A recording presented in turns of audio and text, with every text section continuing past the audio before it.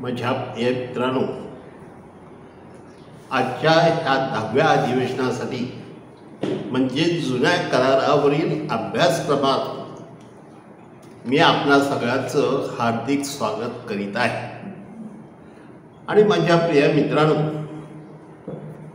आज एक महत्त्वाचा विषय आपण हाताळणार आहोत। तो अगदी बायबलच्या पहिल्या पुस्तकापासून शेवटच्या पुस्तकापर्यंत सर्वत्र आपल्याला दिसेल आणि मानवाशी अत्यंत जिव्हाळ्याचा असा हा प्रश्न आहे आणि तो आपण आज हाताळणार आहोत। आणि म्हणून हा आपला प्रश्न आहे आणि आपण त्याच्यावर विचार करून आपली मनोवृत्ती बदलण्यासाठी जणू काय परमेश्वर आपल्याला पवित्र आत्मा आणि त्याची ईश्वरी कृपा देत आहे आणि त्याच्या साहाय्याने आपल्या जीवनाचं परिवर्तन व्हावं म्हणून आजचा हा विषय म्हणजेच मानवाचं पाप आणि परमेश्वराची कृपा, ज्याला इंग्लिशमध्ये सिन अँड ग्रेस। आणि हा विषय अत्यंत जिव्हाळ्याचा आहे, कारण हे जणू काही माणसाच्या तारणासाठी कारणीभूत ठरलेलं आहे। माणसाचं पाप आणि देवाची कृपा लाभल्यामुळे माणसाला ह्या पापापासून मुक्त होता येतं। फक्त माणसाने त्यासाठी प्रयत्न करण्याची गरज आहे, हे महत्त्वाचं आहे। आणि म्हणून पाप हा अत्यंत महत्त्वाचा विषय आहे। आणि माझ्या प्रिय मित्रांनो, मी आपल्याला सांगू इच्छितो की जेव्हा मनुष्य मनामध्ये एखादा हेतू व्यक्त करतो आणि नंतर तो बाह्य कृतीतून तो दाखवतो, म्हणजे आंतरिक इच्छा आणि बाह्य कृती ह्यावर आपलं पाप अवलंबून आहे, पाप किंवा पुण्य। परंतु माझ्या प्रिय मित्रांनो, अगदी आदामापासून म्हणजे पहिल्या मानवापासून ह्या जगामध्ये पापाचं अस्तित्व पाहतो। आणि पाप म्हणजे तरी काय माझ्या प्रिय मित्रांनो? पाप म्हणजे माणसाचं मरण। म्हणजे ह्या जगामध्ये परमेश्वराने माणसाला पारादीस बागेमध्ये ठेवलेलं होतं आणि सगळ्या प्रकारचं वैभव दिलेलं होतं। आणि माझ्या प्रिय मित्रांनो, तो परमेश्वराचा मित्र होता आणि परमेश्वर त्याच्यापासून बरंचसं काही ह्या विश्वामध्ये करणार होता। हे परमेश्वराचं स्वप्न होतं, म्हणून त्याने माणसाला स्वतःच्या प्रतिमेप्रमाणे बनवलेलं आहे। कदाचित तुम्ही मला आज प्रश्न विचाराल की देव माणसाला पापापासून का दूर ठेवत नाही? जेव्हा परमेश्वराने माणसाला त्याच्या प्रतिमेप्रमाणे बनवलं तेव्हा परमेश्वराकडे जे स्वातंत्र्य होतं तसं स्वातंत्र्य त्याने माणसाला दिलं। मग त्या स्वातंत्र्याचा त्याने जर गैरफायदा केला आणि त्याचा दुरुपयोग केला तर त्याच्या हातून पाप घडणार।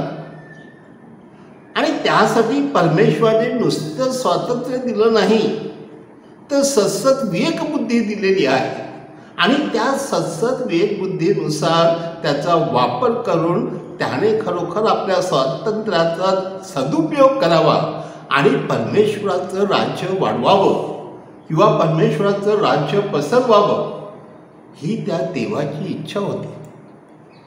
देवाने माणसाला उदाहरणार्थ बुद्धी दिलेली आहे। का दिलेली आहे? की माणसाने नवनवीन शोध लावावेत आणि त्याद्वारे जगाची प्रगती करावी, जग अधिक सुंदर करावं। परंतु माणसाने त्या बुद्धीचा दुरुपयोग केला आणि ह्या जगातील सगळ्या देशाबरोबर भांडणं करून, निरनिराळी युद्ध करून जग उद्ध्वस्त करण्याचं ठरवलं, तर त्या बुद्धीचा काय उपयोग? आणि म्हणून माझ्या प्रिय मित्रांनो, परमेश्वराने आपल्याला सगळं काही दिलेलं आहे अशासाठी की माणसाची उत्क्रांती व्हावी आणि त्यानुसार मनुष्य जणू काही आकाशातल्या किंवा स्वर्गातल्या दूताप्रमाणे तो बनावा। परंतु मनुष्य त्याचा स्वतःचा दुरुपयोग करतो, तो स्वातंत्र्य मिळवण्याचा प्रयत्न करतो, मन मानेल तसं जगायचा प्रयत्न करतो आणि त्यामुळे तो पाप करतो. पण माझ्या प्रिय मित्रांनो, ज्या माणसाला परमेश्वराने निर्माण केलं त्या देवाला काय वाटत असेल की ही माझी निर्मिती, आणि म्हणून त्याला खूप पश्चाताप झाला. आणि माझ्या प्रिय मित्रांनो, आपण बायबलमध्ये अनेक वेळेला पाहतो, पहिला प्रथम आदाम आणि एवेचं पाप, की त्या पापामुळे काय परिणाम झाले, की त्या पापामुळे ते दोघे नग्न आहेत हे त्यांना दिसून आलं. म्हणजे पापामुळे आपली नग्नता जगासमोर उघडी होती. आणि विशेषतः ह्या पापामुळे आपण कोण आहोत ह्याची जाणीव जगाला होती.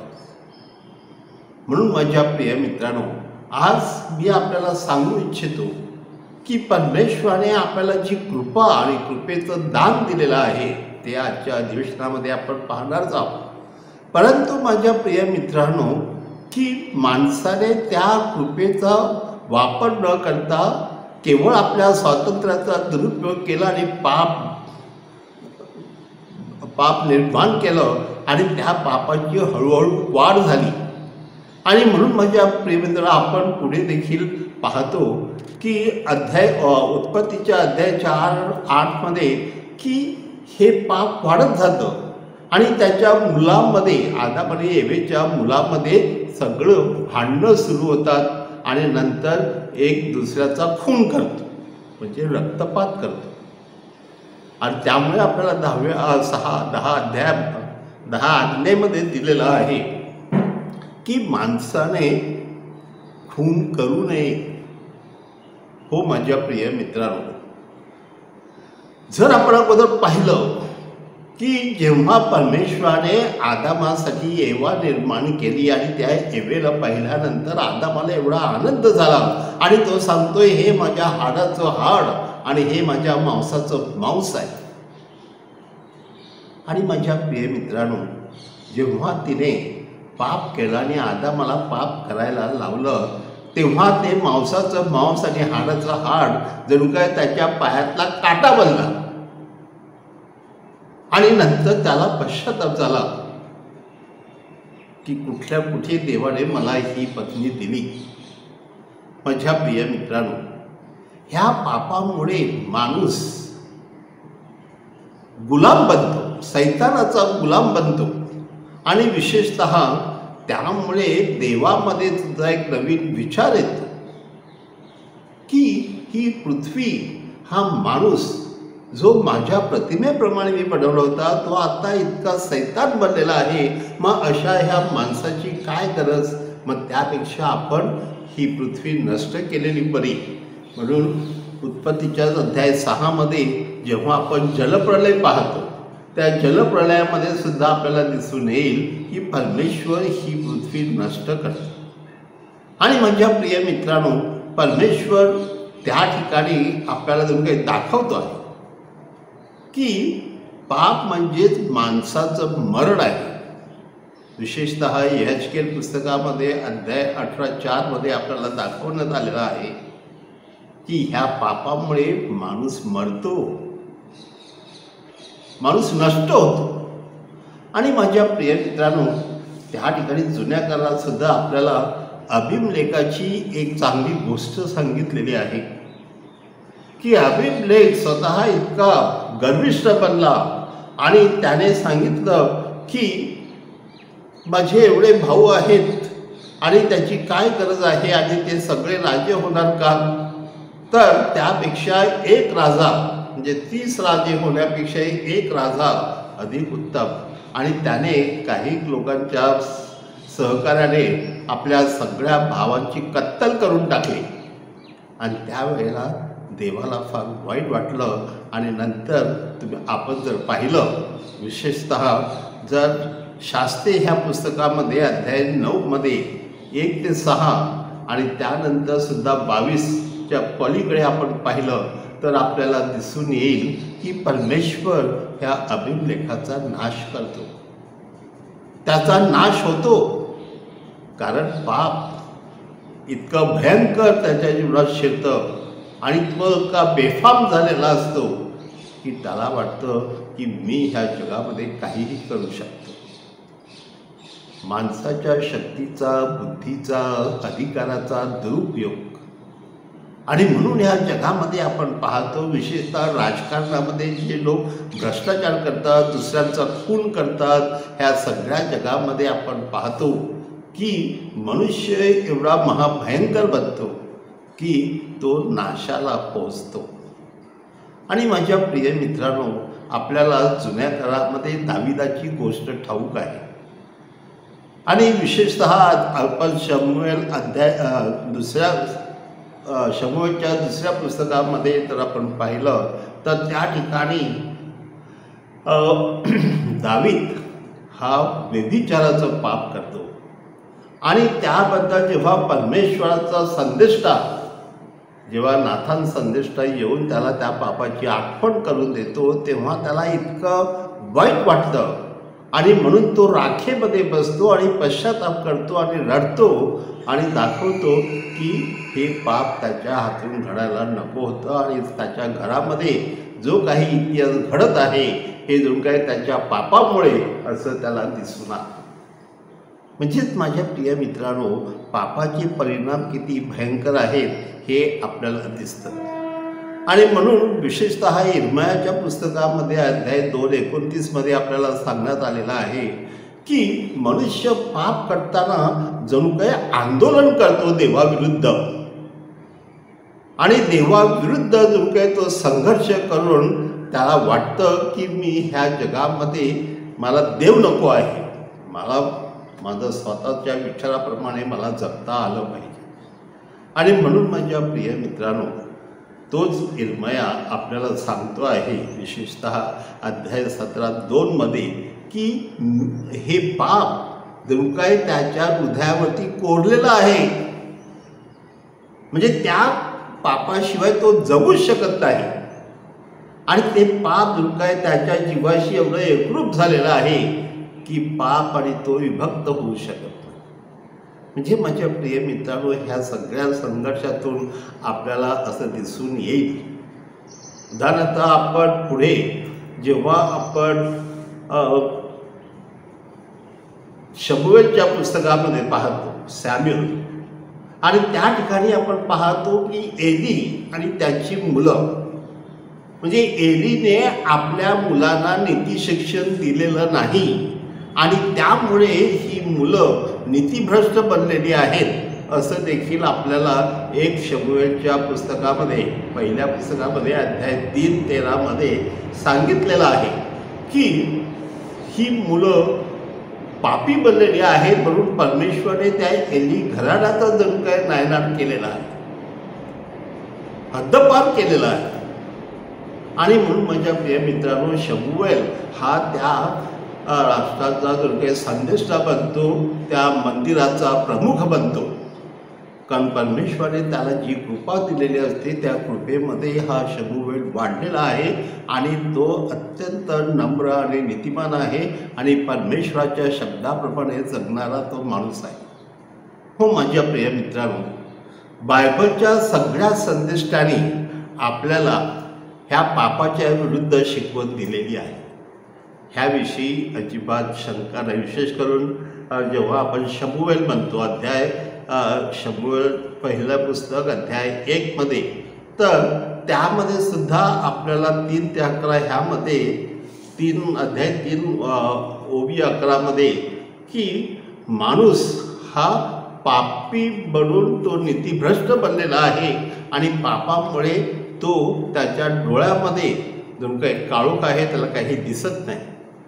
इर्मयाच्या पुस्तकात सुद्धा आपण पाहतो अध्याय 22 की त्या ठिकाणी सुद्धा मनुष्य पापामुळे कसा वाईट बनलेला आहे आणि परमेश्वराचं ज्याने परमेश्वराचं जे चारित्र्य दिलेलं होतं, चारित्रहरण कसं झालेलं आहे हे सुद्धा आपण विशेषतः ओवी 13 आपण हे पाहत आहोत. म्हणून माझ्या प्रिय मित्रांनो, हे पाप निरनिराळ्या प्रकारचं आहे. चोरी करणं, लबाडी करणं, हिंसा करणं, अत्याचार करणं, अन्याय करणं, व्यभिचार करणं किंवा निरनिराळ्या प्रकारे आपण पाहतो अंधश्रद्धा आहे जगामध्ये, लोक मूर्तीपूजक आहेत. तर ह्या सगळ्या गोष्टीतून आपल्याला दिसून येईल की पाप वाढत चाललेला आहे आणि पाप वाढत चालला असल्या कारणाने परमेश्वराला ह्या माणसाची दया येते. आणि माझ्या प्रिय मित्रांनो, परमेश्वर त्या माणसाचं तारण करण्यासाठी पुढे येतो आणि माणसाला नवी आशा देतो.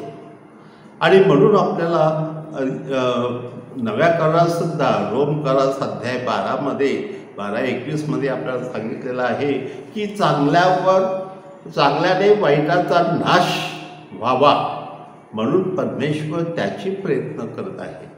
आणि विशेषतः तो माणसाला नवी आशा देतो, तारणाची आशा देतो. असं उत्पत्तीच्या पुस्तकामध्ये अध्याय 32 आपल्याला 5:5 सांगितलेलं आहे की त्याद्वारे मनुष्य नव्याने जगेल.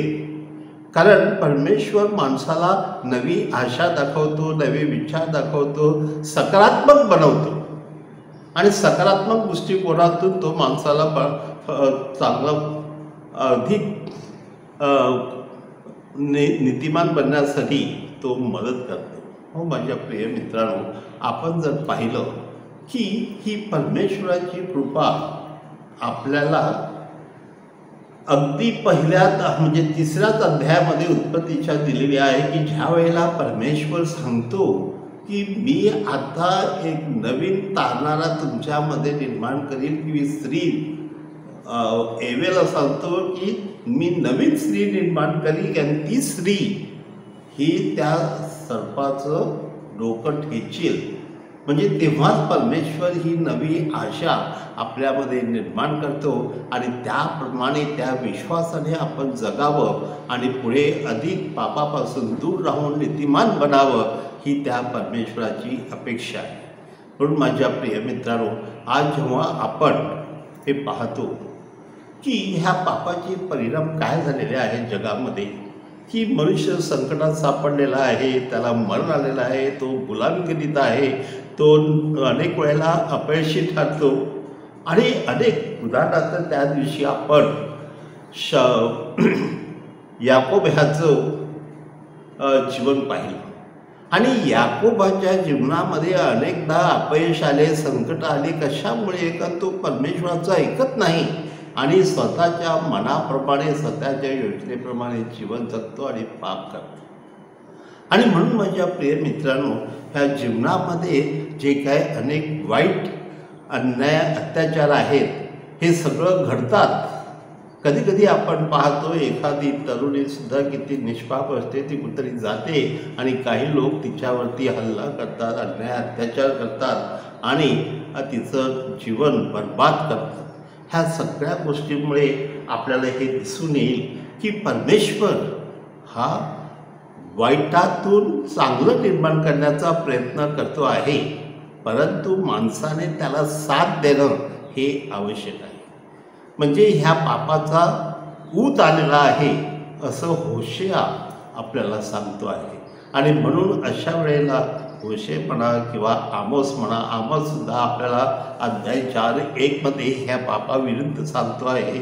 मिखाचं पुस्तक जर आपण घेतलं तिथे सुद्धा आपल्याला दिसून येईल की अध्याय 2:1 सुद्धा मिखा आपल्याला जणू काही ताकीद देत आहे की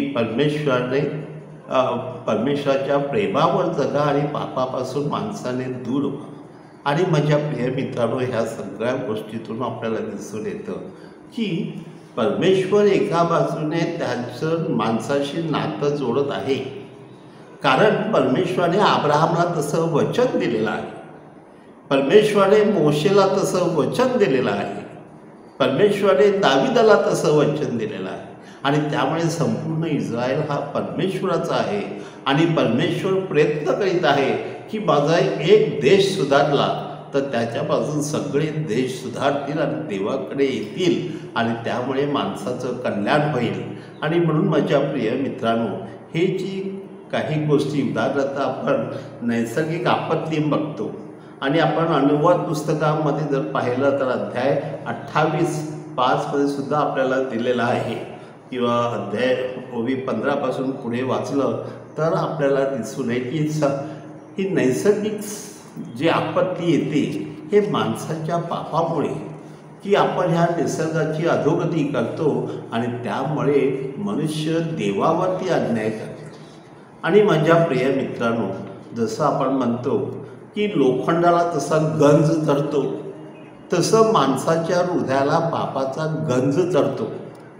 आणि हे आपल्याला यहेजकेलच्या पुस्तकामध्ये अध्याय 24:6 मध्ये सांगितलेलं आहे की हा गंज साप नष्ट करण्यासाठी माणसाने प्रयत्न केले पाहिजे.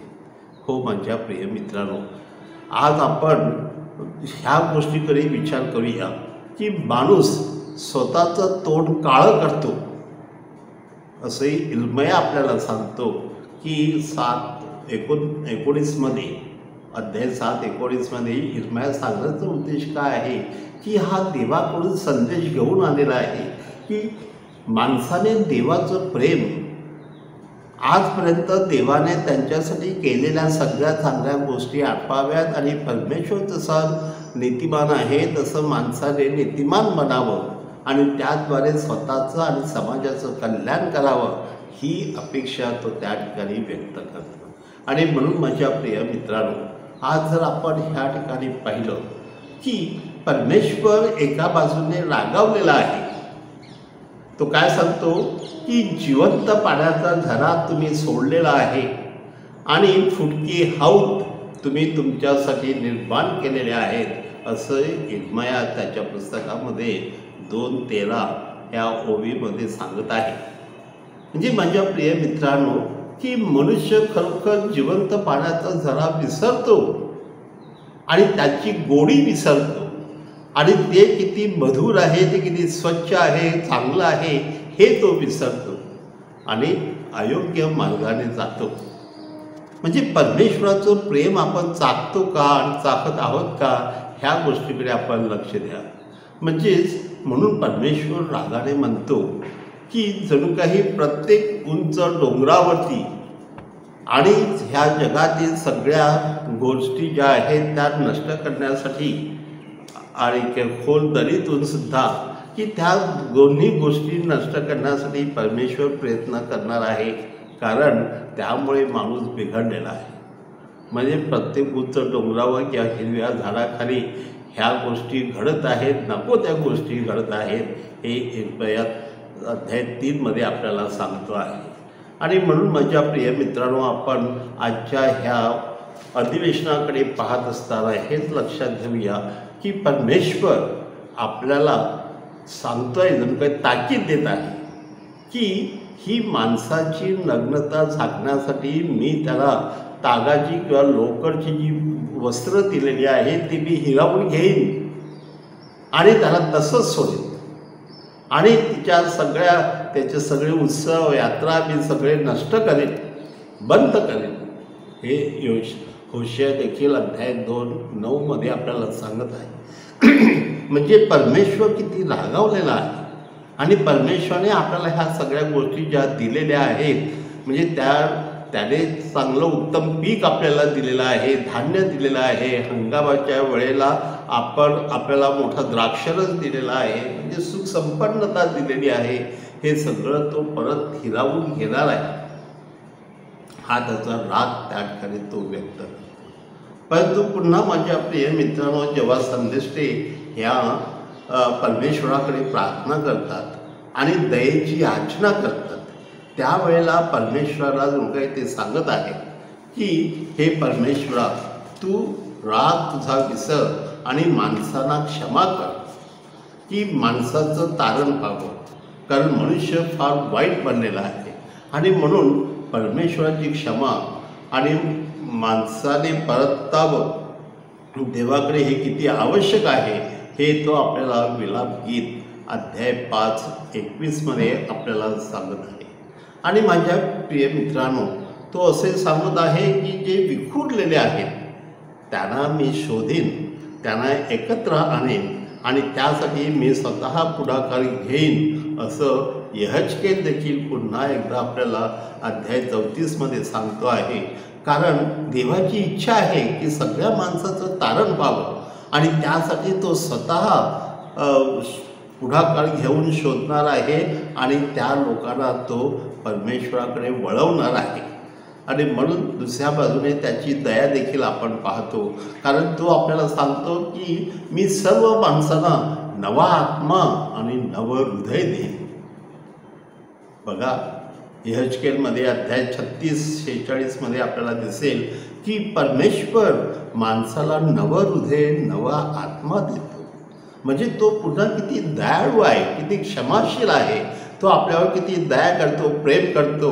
आणि म्हणून माझ्या प्रिय मित्रांनो, आजच्या ह्या आपल्याला दिसून येईल की तो आपल्या हृदयावरती नवीन नियम कोरणार आहे। आणि हे आपल्याला यिर्मया त्याच्या प्रेमाची आठवण करून देण्यासाठी अध्याय 31-31मध्ये सांगत आहे की मी तुमच्या हृदयावरती नवा नियम लिहीन आणि त्याद्वारे माणसाची, केवळ माणसाची नाही तर माणसाच्या हृदयाची सुनता करेल असं परमेश्वर सांगत आहे। म्हणजे परमेश्वराची इच्छा आहे की माणसाने या सगळ्या गोष्टीतून वळावं आणि परमेश्वर किती महान आहे, किती गंभीर आहे। आणि ह्या दृष्टिकोनातून माझ्या प्रिय मित्रांनो, आपण त्याचा विचार केला तर आपण परमेश्वराकडे अधिक प्रेमाने वळू शकतो। आज आपण पाहतो की फक्त परमेश्वर आपल्याला शुद्ध करू शकतो, फक्त परमेश्वर आपल्याला क्षमा करू शकतो आणि परमेश्वर आपल्याला नवं जीवन देऊ शकतो। म्हणून आपण त्याकडे वळणार आहोत की आपण पाप करतो त्यावेळेला परमेश्वराला दुखवतो। परमेश्वराची योजना काय आहे, ह्या जगामध्ये आपण स्वर्गाचं राज्य निर्माण करावं आणि प्रत्येक वेळेला आपण पाप करतो आणि त्यामुळे सैतानाचं राज्य आणतो आणि त्याबद्दल देवाला राग येतो की माणसाला एवढी कृपा देतो, आपण चांगल्या संस्काराद्वारे त्यांना आपण सजवतो आणि त्यांना क्षमा करतो प्रत्येक वेळेला प्रायश्चित संस्काराद्वारे, तरी देखील माणसं बदलत नाहीत। आणि त्या दृष्टिकोनातून परमेश्वर आज आपल्याला सांगतोय। कधी कधी आपल्याला काय वाटतं की मी पाप केलं नाही, त्याने किंवा तिने पाप केलेलं आहे, पण त्यांच्या पापाला आपण जर सहकार्य केलं असेल, अनेकदा काही लोक कदाचित गर्भपात करत नसतील पण गर्भपातासाठी मान्यता देत असतील तर ते पापच आहे। आणि म्हणून आपण प्रत्यक्ष अप्रत्यक्षरित्या ह्या पापाला आपण प्रेरणा देतो। म्हणून कधी कधी आपली तरुण मुलं देखील अश्लील अशी चित्र पाहत असतील किंवा काही गोष्टी त्यांच्या जीवनामध्ये घडतात। आपण ऐकतो की मॅस्टरबेशन हा विषय की त्याद्वारे आपण विचार करत नाही की तरुण लोक अनेकदा वीर्य बाहेर टाकतात आणि ते देखील पाप करतात, हे आपल्याला दिसून येईल। अनेकदा या जगामध्ये आता आपण जे समलिंगी संबंध पाहतो ते देखील आपल्या पापाचं एक लक्षण आहे। आणि ह्या ठिकाणी जगामध्ये अशा गोष्टी घडत आहेत, त्यामुळे मनुष्य अधिक लोभी बनलेला आहे, अधिक पापी बनलेला आहे। सगळं काही चालतं, हो की ठीक आहे, परंतु जेव्हा आपण बायबलकडे वळतो आणि बायबलची काही चरणं आपण वाचतो, म्हणून अनेकदा लोक बायबलकडे का वळत नाहीत, कारण घाबरतात। कारण बायबल आपल्याला सरळ सांगतं, संदेश आपल्याला सरळ सांगतात की हे पाप आहे आणि ते पाप तू बंद केलं नाही तर तुझ्या जीवनामध्ये मरण आहे, तुझा नाश होणार। आणि ते माणसाला ऐकायचं नसते, म्हणून तो बायबलकडे वळत नसतो। आणि म्हणून अशा वेळेला माझ्या प्रिय मित्रांनो, आज आपण पाहूया की की मी स्वतः सार्वकालिक अग्नीमध्ये जाणार आहे की सार्वकालिक शांतीसाठी स्वर्गात जाणार आहे, हे आपण जर लक्षात आणून निर्णय घेतला तर नक्कीच आपण देवाच्या बाजूने अनेकदा निर्णय घेऊ शकतो आणि पापापासून दूर राहून नेहमी पुण्याकडे वळण्याचा प्रयत्न करतो। कारण शेवटी प्रार्थना आणि पुण्य आपल्याला वाचवू